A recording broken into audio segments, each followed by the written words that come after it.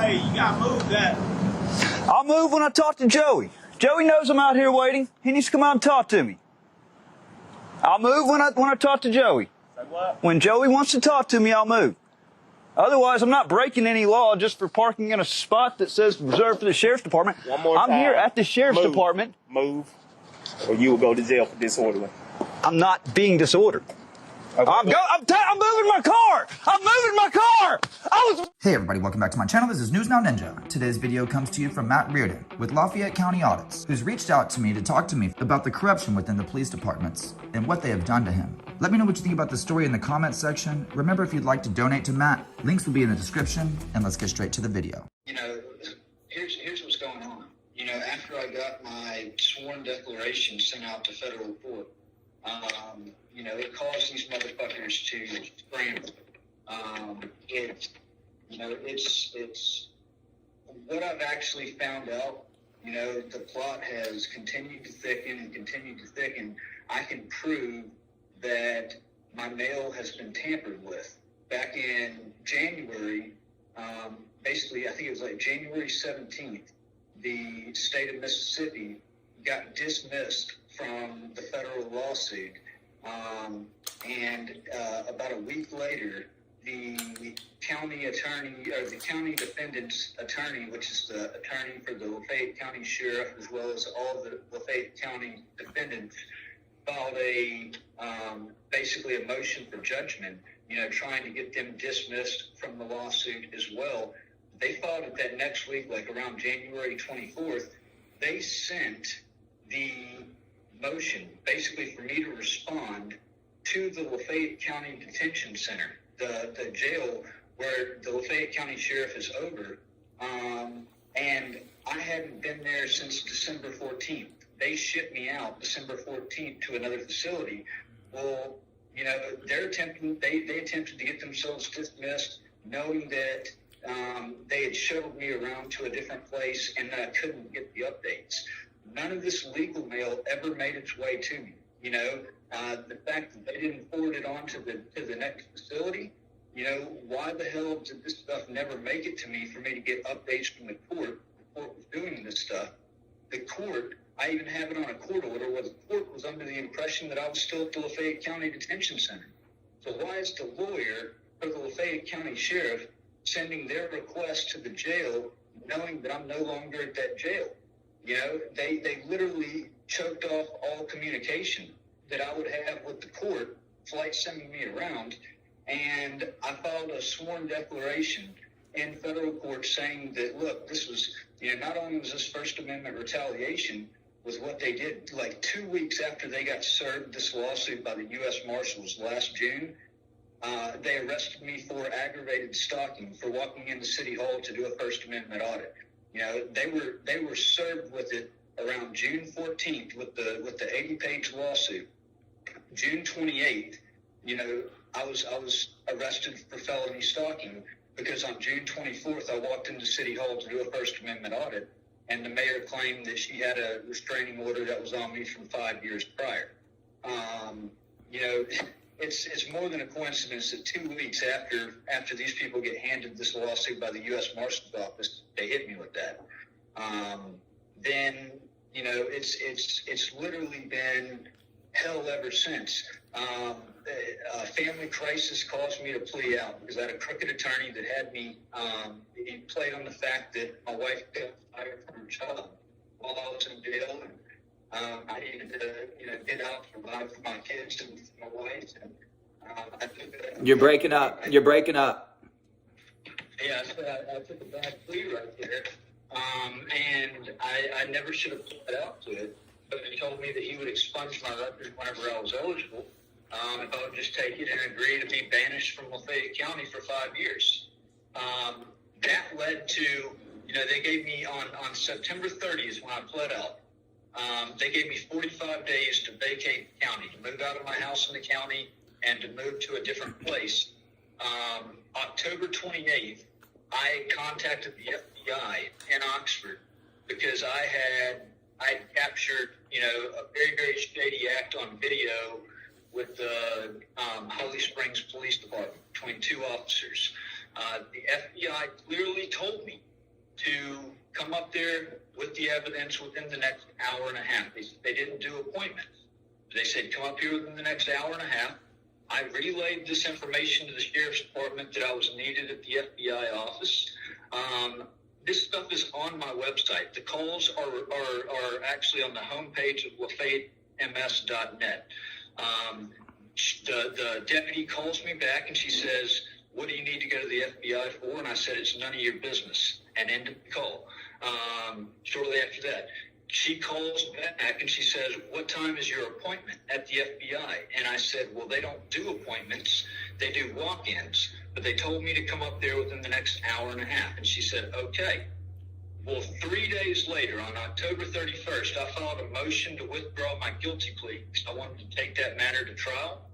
The very next day, on November 1st, they revoked my sentence. The district attorney revoked my sentence and actually held me in jail until a revocation hearing on November 3rd. I was brought out of my cell on November 3rd. I was asking for what the accusation was the entire time. I went into this hearing blind. They deprived me of due process. Literally did not tell me. All they gave me was the order signed by the judge that my sentence, probation, was being revoked. I went into the hearing. I found out at that hearing on November 3rd that they were seriously revoking me because they had called the FBI to ask if I had an appointment to come up there, and the FBI told them no, I had no appointment, and that I had lied to the sheriff's department and told them that I had an appointment to come up there, and I didn't. But I had everything call reported, and these call recordings are on the homepage of my website at the top that literally show that I told them everything correctly. I never lied. It was them that lied, and they gave me a year to serve in prison for doing exactly what the FBI told me to do, to report law enforcement corruption. So I filed all of this stuff in a sworn declaration to district court on February 14th. I was able to finally get stuff out and sent to the court, so I did a lengthy sworn declaration. It's handwritten. It's actually on the homepage. Like, all these court documents are on LafayetteMS.net, LaFayettEMS.net. So everybody started responding to that sworn declaration, basically saying that I was improperly bringing it, that it was bringing up other issues. But my argument is it's 100% related, because this lawsuit, stemmed all this stuff to come. 2 weeks after this lawsuit was served, these people freaking brought down the chopping block on. But what I need your help for is this, okay? Over 2 weeks ago, or actually almost 2 weeks ago, it was last Tuesday, I sent out a emergency motion to the court, and it had exhibits attached to it. This emergency motion, I sent a copy. It was a pretty large stack of documents that was supposed to be filed in federal court. It's notarized. I sent a copy of it to my mother. I sent a copy of it to Cliff, and I sent a copy of it to a law firm called Luby and Luby. They're one of the nation's largest civil rights law firms, okay, that I've corresponded with.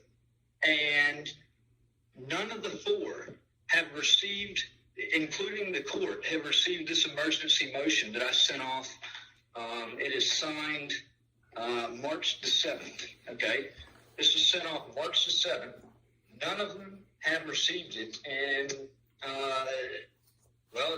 it's 8 days, 9 days. There's no doubt in my mind that they're basically stopping mail from leaving this facility. They've tampered. My mail's been tampered with. My legal mail's been tampered with once. They've proven that they will do that, and I have no doubt that this stuff is getting stopped as well. So I wanted to read this plaintiff's emergency motion for relief from judgment or order with a prayer for injunction and protection, so that this gets out there, what I'm trying to tell the court, and hopefully, it opens some eyes about what's really going on with this whole situation. As soon as we get off the phone, I'll start working on the edit. Okay. So here it goes. It says, Do you want me to share everything that you just said minus the first part so that people can hear the story? Why he was there. Because it's important for you to know that here lately over the last year, one of our fundamental rights as Americans, freedom of speech, has come under attack big time. Big time. And you know what? When freedom of speech comes under attack, the only thing to fall back on is freedom of expression. Just like you with your purple glasses, okay? It falls into his There are a lot of people that don't care like purple. and jurisdiction. yeah, and I probably should do a better detailed job instead of. I'm sure it kind of sounds like I was jumping around here and there. You're doing your best, bro. You're in a jail cell. You're doing your best. You're doing pretty damn good for being in a jail cell. Yes. So here's what I got to say as far as this emergency motion that has been clearly stopped. I don't know where it's at. I don't know why 4 different people have not received it in this amount of time. It's very concerning. But the district court court case is 3:2-CV-050-SA-JMV. It's a large civil rights lawsuit that was filed June the 4th of last year against the state of Mississippi. Lafayette County, I think it started out being 28 defendants, and it's dwindled down to 18 defendants in it, I believe. But comes now the plaintiff, Matthew Reardon, who hereby moves to court for relief from judgment or order under federal rules of civil procedure, Rule 60B1, 3, and 6. Upon good cause and showing, plaintiff seeks to reinstate both the state of Mississippi and the Mississippi Department of Mental Health, hereby referenced to as MDMH, as active defendants in this cause of action. In support of his motion and relief requested, plaintiff offers the following information. 1, this civil action was initiated April 6, 2022, pro se by an initial complaint filed by Matthew O. Reardon. 2, plaintiff filed a first amended motion to amend complaint along with a 74-page first amended complaint between the end of May and beginning of June 2022. However, plaintiff is unable to access the docket report to ascertain the correct document number and filing date. 3, on or around June 7, 2022, plaintiff received notice of an order by Judge Verdon for the clerk to issue the initial complaint to the U.S. Marshal's Office for service on the defendants, further stating that addresses were still needed for a handful of defendants. 4, it was just days after this order that notice of service and process entries began getting entered on the docket. It is worth noting that defendants, in their response in opposition to the plaintiff's sworn declaration and request for emergency injunctive relief with stipulated order of protection, made it a point to deny the first paragraph of plaintiff's declaration, which used the verbiage on or around the first week of June 2022. This honorable court ordered that service of this lawsuit be made. Defendants in document 64 go on to state that plaintiff's allegations depart from or are inconsistent with the docket maintained by the clerk of the court. First and foremost, plaintiff would like to quickly establish a little bit of housekeeping, if you will. Plaintiff currently sits imprisoned at a prison facility which he has no access to a docket and access to practically very little resources. These defendants, and more importantly, their legal counsel, composing filings, responses, and answers, are very well aware of these facts, along with the information sworn and attested to under penalty of perjury in document 60. That the reasons for imprisonment result directly from doing exactly what the FBI told me to do, to report a serious matter which was somehow misconstrued through Sheriff East as me intentionally violating my banishment by not having an appointment. The call can be viewed here, rebrand.lee/FBI call. The basic denial of due process to gather the evidence and call witnesses led to my current false imprisonment, which led eventually, when I could communicate out, to the declaration and motion for injunction, which is document 60. Plaintiff stands certain that on or around the date of June 7, 2022, this court ordered service of the original complaint, and the docket should reflect that. However, at that time, the amended motion had not been approved to take the place of the complaint via its amended motion to amend. Many statements that depart from the truth have been alleged in the responses by many of the defendants in this case, which when combined bring consequential harm from an appearance of impartiality with the court. Plaintiff is not making such assertion at this point and prays he doesn't have to, but plaintiff will try to point out any incorrect or untrue statements made by any defendants on this document, as well as respectfully reference any incorrect information on the order by this court in order for this court to properly see and understand the major issues that have made the plaintiff bring these claims before the court seeking a jury trial. The defendants undoubtedly will try to unfairly characterize the plaintiff as one that frivolously files lawsuits, stating that he is some type of conspiracy theorist. However, plaintiff urges this court to pay no attention to these untrue insinuations and to stand independent. Plaintiff has never been sued for slander, libel, or defamation, not once. Nor has he ever been charged with perjury, and there's a reason for this. Number 5, on June 28, 2022, plaintiff was abruptly arrested based upon a felony warrant for aggravated stalking, which was served on him by Lafayette County Sheriff's Department, whom as a defendant was served process of the initial complaint less than 3 weeks prior. The charge as alleged stemmed from plaintiff engaging in a constitutionally protected activity as a citizen journalist conducting a First Amendment audit of Oxford, Mississippi City Hall. Plaintiff made it a practice of traveling around to different areas which demonstrate a continuing cause of engaging in a constitutionally protected activity which had absolutely nothing to do with Mayor Robin Tannehill as the Bill of Information falsely claimed. The start to finish video of the audit at Oxford City Hall is at rebrand.ly/Oxford-audit. 6, within a day or two of this audit, state of Mississippi filed a motion to dismiss itself. As stated prior, plaintiff has no docket list or report to easily look up date. However, I do remember the first motion filed.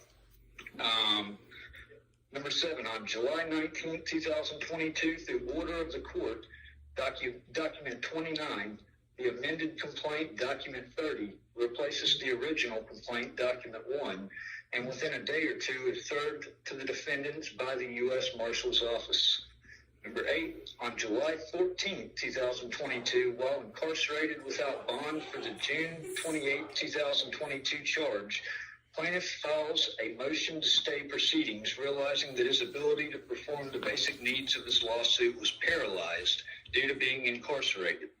This motion is denied, although additional time to respond is granted. The court enters plaintiff's address as Lafayette County Detention Center. 9, on August 8, 2022, the state filed its motion for dismissal on the amended complaint based on 11th Amendment protections. Number 10, MDMH files the same motion to dismiss document 43 on October 20th, 2022. Number 11, plaintiff felt pressured to take advice of his public defender and take a guilty plea due to a family crisis at home that needed his presence as a father and husband. The guilty plea signed September 30th, 2022, which required plaintiff to move out of Lafayette County, Mississippi 45 days later as part of a banishment. He must vacate his home by November 15th. Number 12, on October 28, 2022, plaintiff communicated with the FBI field office in Oxford, Mississippi to report a serious matter with another law enforcement agency. Plaintiff tries to schedule a time, however, is told they do walk-ins only. Plaintiff informs the agent or employee about the banishment and that in trying to play it safe, he wanted to convey his official need in commuting there to the Lafayette County Sheriff's Office to avoid issues. Upon arriving at the FBI office almost 2 hours later, plaintiff is made to wait for 2.5 hours as he records all interaction for his own documentation. Finally, after no agent is alleged to be there, plaintiff leaves and lets Lafayette County Sheriff's Office know that he needs to go address issues at the U.S. Attorney's Office after he felt the FBI let him on for nothing. Plaintiff documents all interaction with 3 assistant U.S. attorneys who meet him in the office lobby, and this conversation shows what plaintiff believes is concerning behavior among trusted individuals at the U.S. Attorney's Office. That interaction can be heard at rebrand.ly/USATTYREDRESS. And that's also on the front page of LafayetteMS.net. 13, on October 31st, 2022, plaintiff filed a motion to withdraw his guilty plea and take the matter to trial, or alternatively to dismiss. This detailed motion was filed pro se in Circuit Court Criminal Cause LK22-358 after plaintiff's public defender refused to assist or answer further communication. 14, on November 1st, 2022, plaintiff gets pulled over by 2 Lafayette County Sheriff's deputies, and plaintiff gets presented with a signed order authorizing the deputies to take him into custody based upon a motion filed by the Assistant District Attorney earlier that day to revoke the plaintiff's sentence and probation and hold him until a revocation hearing. Plaintiff was never given a copy of the motion to know what he was being revocated for despite continued requests. 15, on November 3rd, 2022, plaintiff is brought in shackles to Circuit Court. No attorney is present for what plaintiff assumed was a preliminary hearing as required by law. After being told he would have to wait 1 week for a hearing with an attorney, plaintiff elects to waive counsel and proceed on his own, on his insistence of innocence. Plaintiff then finds out Sheriff East called the FBI to ask if plaintiff had an appointment on October 28, 2022, and was supposedly advised he didn't. So as a result of this, and an unsubstantiated claim that plaintiff took his kids trick-or-treating on Halloween in a neighborhood on the outskirts of Lafayette County, the judge finds that plaintiff should be revocated and sentenced to serve 1 year in prison. All despite absolutely no due process afforded, by never being informed in advance of the reasons, never being allowed to gather evidence, and not given any opportunity to call upon witnesses. 15, plaintiff is returned to Lafayette County Detention Center, where he remains in custody until December 14, 2022. 16, on December 14, 2022, plaintiff is transported to Central Mississippi Correctional Facility in Rankin County, where he spends 14 days in a lockdown receiving unit. 17, on December 28, 2022, plaintiff is moved to a quick bed housing unit. 18, around January 8th or 10th, plaintiff's housing unit is placed on restriction based on a fight between 2 individuals, and no inmate is allowed to purchase or receive commissary items for 3 to 4 weeks' time. This includes paper, pens, stamps, and envelopes. 19, on January 17, 2023, the state and MDMH motions to dismiss are granted, document 51, with the court claiming the court has not been made aware of whether Reardon remains in custody of the Lafayette County Detention Center. However, despite the fact that Reardon is registered to receive electronic notifications or filings in this case, the court hereby, out of an abundance of caution, directs the clerk of the court to mail a copy of the order and acknowledgement of receipt to Reardon's attention at the Lafayette County Detention Center. Number 20, then on January 26, 2023, the county defendants sent a copy of their own motion for judgment on pleadings which sought dismissal of all county defendants, including Sheriff East, to the Lafayette County Detention Center with attention to the plaintiff. Document 54. 21, absolutely zero mail has been forwarded from Lafayette County Detention Center. as neither CMCF or East Mississippi Correctional Facility received anything. In addition, Sheriff East is in charge of Lafayette County Detention Center. The fact that these parties sought dismissals at a time plaintiff was incapacitated and transferred away is beyond unconscionable conduct that should be criminally investigated, being that the mere act of tampering with mail is a federal crime in and of itself. With this particular matter involving legal correspondence of time-sensitive material by the court needing prompt response for an active civil rights lawsuit.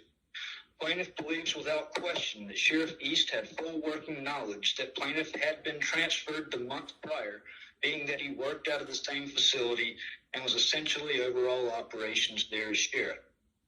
22, county defendants' motion for judgment on pleadings was filed January 11, 2023, documents 46 and 47, and all county defendants sought dismissal with prejudice. County defendants are Lafayette County Sheriff's Department, and Sheriff Joseph B. East. Attorneys of record are Marcellus Chamberlain and Jason Marsh with Phelps Dunbar in Jackson, Mississippi. It remains unclear as to why counsel or county defendants and Sheriff East in particular would send official mail attention to the plaintiff at Lafayette County Detention Center.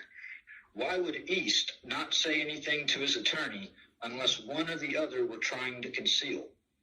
Most importantly, again, where is all this legal mail? Why did this legal mail require prompt response from the plaintiff never leave Lafayette County Detention Center? An investigation into this is most certainly required, as mail tampering is a federal crime.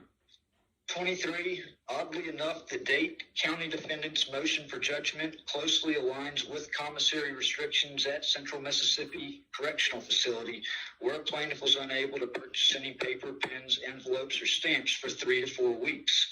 The 3 to 4 weeks put the plaintiff outside the time to respond. 24, based on admissions during the testimony of the November 3rd, 2022 revocation hearing, Deputy Candace Beavers testified that Sheriff East called the local FBI field office in Oxford on 10/28 to inquire if plaintiff had an appointment, which the answer allegedly was no. The call recording reflects they don't do appointments and do walk-ins instead. It is safe to draw the line here that Sheriff East likely played the motivation here. As such, the 10/28/2022 calls incoming and outgoing at the FBI field office in Oxford, Mississippi must be preserved for the purposes of trial.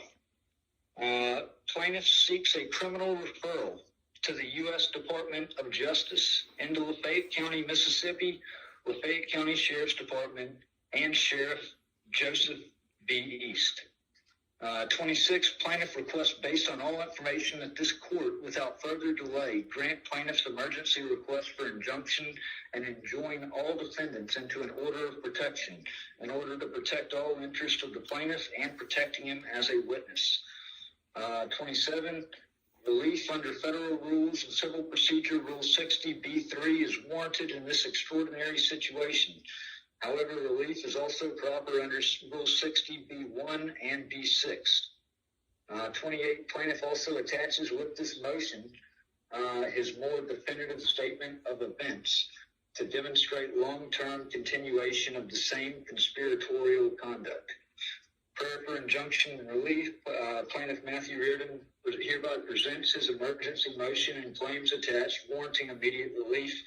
Additional evidence is viewable at www.lafayettems.net. And then I submitted that on March 7th. That was also notarized on March 7th and was put in legal mail to go out, and it has not made it anywhere. So that is more of a supporting document for the other things that are on there. The whole narrative, I mean, it is clear to see laid out, and it's, I've tried to lay out, have the documents laid out in order on the website, but the calls are there. There's no doubt about it that the Sheriff's Department has lied. They've perjured themselves on stand. This is something that's happened multiple times now. November 4th, 2021, I went to trial in Lafayette County Justice Court, where I faced prosecution for 9 separate charges stemming from 3 separate events that were alleged. Sheriff's deputies, including the sheriff, were proven to have lied on stand in order to get a conviction, based on perjured testimony and evidence tampering, where evidence never showed up for court. Camera video was never preserved as requested.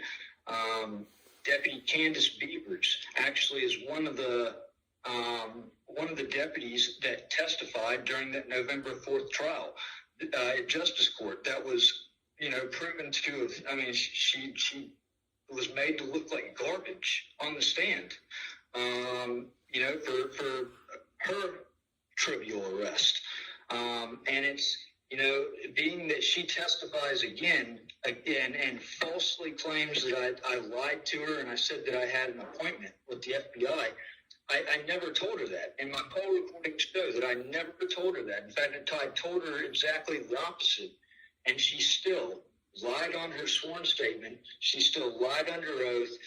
This deputy must be impeached. Her testimony cannot be allowed. In fact, for every case that she's ever testified on, for anybody, needs to now be called into question because her integrity is, it's clearly lacking. She's, there's now controversial things and complete lies that can be shown that have been given by this deputy and by the sheriff himself of Lafayette County, and they're going to any and all extents to try to get out from underneath the shitstorm that they created.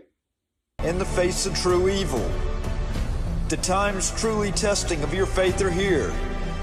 How will your legacy reflect on you and future generations that hinge on the decisions you make right now? Now is the time to take a stand for your freedoms of tomorrow, patriots.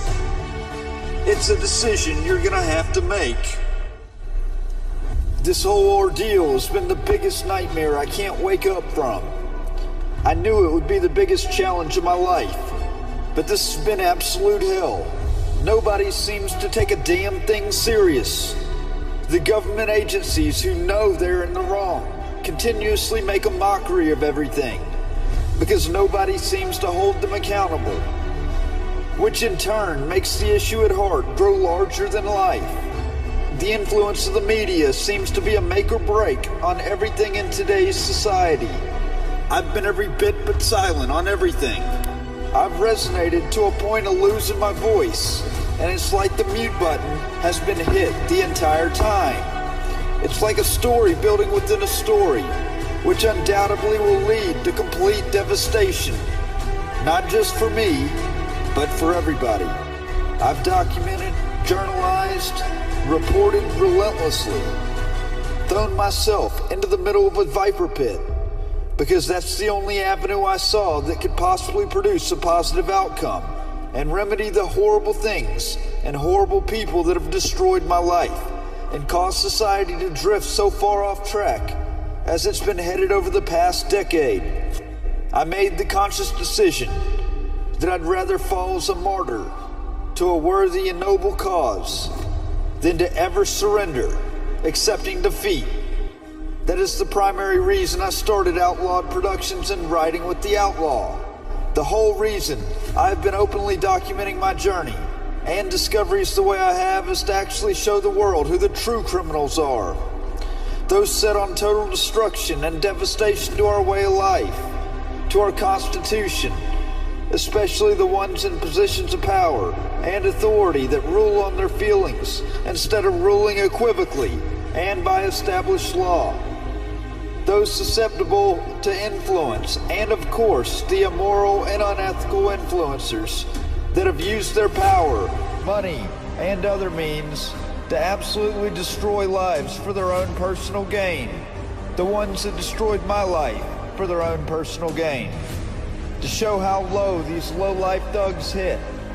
which is far lower than I even imagined when I tossed care and all inkling of fear to the side and said enough is enough. Hitting low is one thing, but hitting below the belt through a flagrant abuse of an unbelievably tainted legal and judicial system and steadily using that as a weapon of choice is a full-blown declaration of war on American soil by the very definition of a domestic enemy, a domestic terrorist, through acts of insurrection. This is exactly what our founding fathers warned us about. This is exactly what they had enough knowledge to foresee in the future.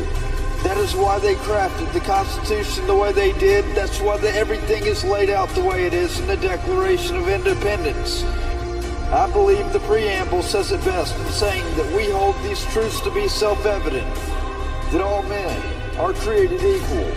They are endowed by their Creator with certain unalienable rights. Among these are life, liberty, and the pursuit of happiness.